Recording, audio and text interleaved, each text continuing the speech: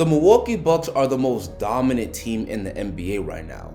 After going on a crazy stretch where they've won 18 of 19 games, they not only have seized the 1 seed away from Boston, but they also have the best record in the NBA. And what's really crazy is the fact that Milwaukee has done this with Khris Middleton being sidelined for most of the year, only playing in 22 games. How have the Bucks played so well without Khris Middleton? Well, not only is Giannis having yet another MVP caliber season, but guys like Jrue Holiday and Brook Lopez have really stepped up in Khris's absence, and the other role players have stepped up as well.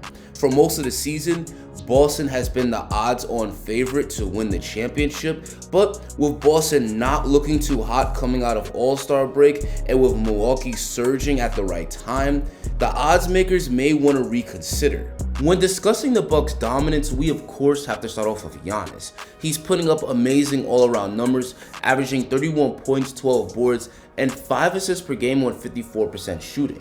The Greek Freak's best attribute is his driving to the rim. His long strides and athleticism make him pretty much unstoppable when attacking, even against the league's best rim protectors. It is not uncommon for Giannis to put a defender on a poster.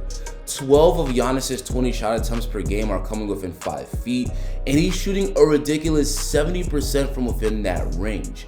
The Greek Freak's rim attacking not only creates easy baskets for himself and gets opposing big men in foul trouble, but it allows him to be a facilitator. When defenses load up against him in the paint, Giannis is great at kicking the ball out and finding open shooters. And Giannis isn't just getting it done in the paint, his shooting from the outside has improved as well. He's only hitting 28% from deep on the season, but recently he's gotten better, and over his last 20 games, he's knocking down 34% of his three-pointers. Giannis has also gotten much better shooting from the mid-range. He's knocking down 39% of his shots from 10 to 14 feet, which isn't great, but he's enough of a threat to keep defenders honest. Giannis is an offensive juggernaut, but he's also the best two-way player on the planet. He's one of the top interior defenders, regularly blocking and altering shots at the rim, and his size and freakish athleticism make him capable of defensive plays that few other players in the league can make. And along with being a tremendous help defender, he's one of the few players in the league with the size and mobility to guard all 5 positions in basketball. But as great as Giannis has been this year, the Bucks simply would not be where they're at right now if it wasn't for the improved play of Jrue Holiday. With Khris Middleton out for most of the year, the Bucks needed more from Jrue, and he's brought his game to another level, which earned him the second All-Star team of his career. On the season, Jrue Holiday is averaging 20 points and 7 assists per game on excellent efficiency. Holiday provides a lot of value to the Bucks as a facilitator. He's got a high basketball IQ, and he's great at finding the open shooters and cutters in the half court. And he's also great operating out of the pick and roll, and because Holiday is a good scoring threat himself, the defense has to focus on him, and this allows him to find the roll man. And Jrue Holiday can heat up and take over games with his scoring. He could create his own shot really well in the mid-range, and he also likes to post up smaller guards where he could score with fadeaways once he gets to his spots on the floor. Holiday has increased his offensive production while remaining a defensive stud, both as an on-ball defender that can lock up the other team's best player, and off the ball where he's regularly getting deflections and steals. Jrue's incredible production on both ends of the floor is a big reason the Bucks are such a juggernaut. The Bucks have had plenty of star power this season between Giannis and Jrue Holiday, but the role players have also been huge. An unsung hero for the Milwaukee Bucks is Brook Lopez. He doesn't get a ton of attention, but the value that he brings on both ends of the court is a huge part of what makes the Milwaukee Bucks such a dominant team. Defensively, he absolutely shuts down the paint. He has got great size at 7'1" with a 7'6" wingspan, and he's one of the best rim protectors in basketball, where he ranks 3rd in the NBA in blocks per game. And because of that incredible defensive production, Brook Lopez is the #1 candidate to win the Defensive Player of the Year award. Lopez has also been a huge factor for the Bucks on offense, where on the season, he's knocking down 38% of his three-pointers. This excellent outside shooting opens up the floor for the Bucks. It pulls opposing centers out of the paint and creates driving lanes for the Greek Freak to go to work. Outside of the big three, Brook Lopez is the Bucks' most important player. Another key role player for the Bucks is Grayson Allen.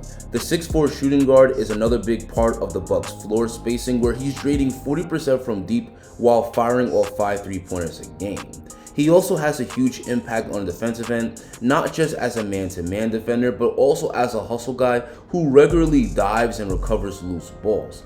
We also gotta discuss Big Eyes Bobby Portis, because he's one of the best 6 men in the NBA. The scoring, rebounding, toughness, and edge he brings is huge. He's averaging nearly 14 points and 10 rebounds a game, and there's not too many guys in the league averaging a double-double while coming off the bench. Bobby is a good 3-point shooter, but he can also take guys off the dribble.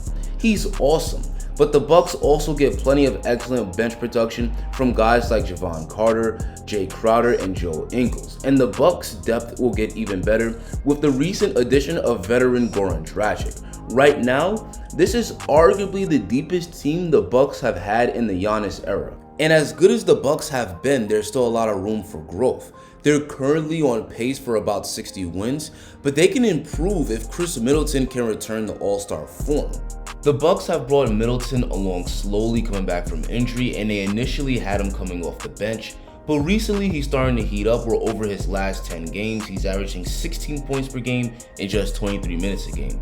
With about a month left in the season, Chris still has time to get to full strength, and once he starts to look more and more like his old self, the Bucks will be even more dangerous. The Bucks are having an unreal season, and the way they're playing right now, they look like they should not only be the favorites to come out the East, but the favorites to go all the way. Now, I know many probably still have Boston as the favorite, but let's not forget that Boston barely squeezed by Milwaukee last year without Chris Middleton. Now, I know Boston is an improved team this year, especially with the addition of Malcolm Brogdon, but Milwaukee is also an improved team as well. But anyway, now I want to hear from you guys. Do you think that the Bucks should be the favorite to win the title this year? Tell me in the comments. Guys, like the Bucks, I'm also trying to achieve greatness. I'm trying to get to 15K subscribers before June. So please, if you enjoyed the video, please drop a like on it and hit that subscribe button. Thanks for watching, and I'll see you guys next video.